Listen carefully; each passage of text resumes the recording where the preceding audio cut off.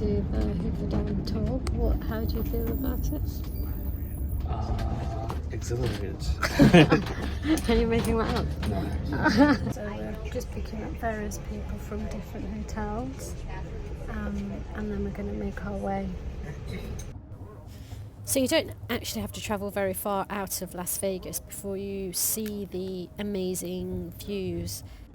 Outside the strip, it's going to be a very dominant feature of the scenery everywhere you go. We've been here for about a week and we're both very, very exhausted, so spending 6 hours on a tour is not something that we wanted to do in the heat. So this tour, which is only 3 hours long, was perfect. We are able to drive to all the main areas that we want to see, take some pictures and pop back in. So once entering the Hoover Dam area, you can view the dam from the Memorial Bridge. There's 2 ways you can climb. You can climb the stairs, which is what I'm doing, and it takes 3 minutes to get to the Memorial Bridge, or you can take the ramp, which takes a little bit longer, but if you've got a wheelchair you'll probably need to go that. It takes about 5 minutes to get to the bridge.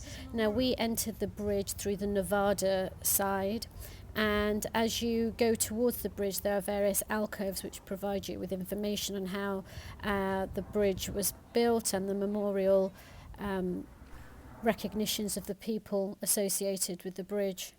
It's so hot to stand and read, so I thought I'd take a screenshot and hopefully pause and read them at a later time, but it's actually quite interesting. The bridge was built in memory of Pat Tillman, who was a famous American footballer who unfortunately died at war in 2004, and Mike O'Callaghan, who was an American politician and educator who served his country well. The bridge was built to reduce the traffic over the actual Hoover Dam as it was becoming worn and torn, and it provided an alternate route to. So we're on the bridge on the Nevada side and we're walking up to the views where the Hoover Dam can be seen, and this is the view, which was spectacular, I have to say. I was waiting for Superman to come and do something. We took some obligatory shots of photographs, and if you carry on walking along the bridge you'll hit the Arizona side, and there's a point where you are 1 foot in Nevada and 1 foot in Arizona, and there is a 1 hour time difference. So this is the Nevada sign.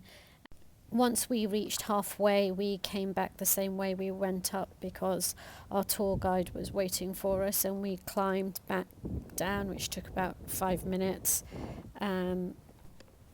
So we got a really good view of the Hoover Dam from the Memorial Bridge, and I would recommend that. This is our tour guide with Umar and another random person. He was really excellent by TripAdvisor. This is a view of the Memorial Bridge from the bottom. It's massive, it's really huge. Those bollards are really imposing. We then drove over the Memorial Bridge, and this is where we stopped, where half the car was in Nevada and half the car was in Arizona. We drove to Arizona, which is about a 1 hour difference, to get to the other side of the Hoover Dam, where we could see the Lake Mead aspect of it. And again, it was spectacular views, and I would highly recommend it. So that was the Memorial Bridge that we were walking over, and that's the Hoover Dam from the opposite side. There were lots of people taking photographs. However, it wasn't too crowded, so you were able to get to the front aspect and take good views. It was a really relaxing trip, and it wasn't too hot, although it was hot. I think if it was any higher than what it was at the moment, I would have found the trip very uncomfortable, but there was a bit of an overcast on the day we went to visit the Hoover Dam.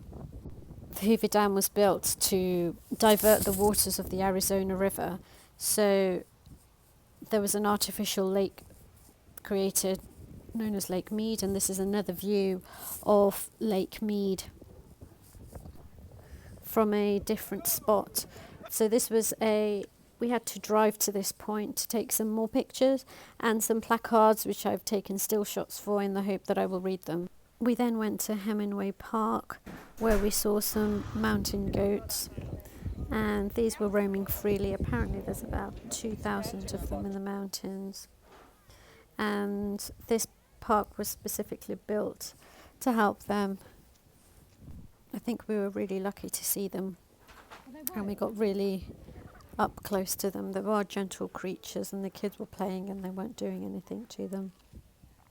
So that was a really relaxing end to the trip.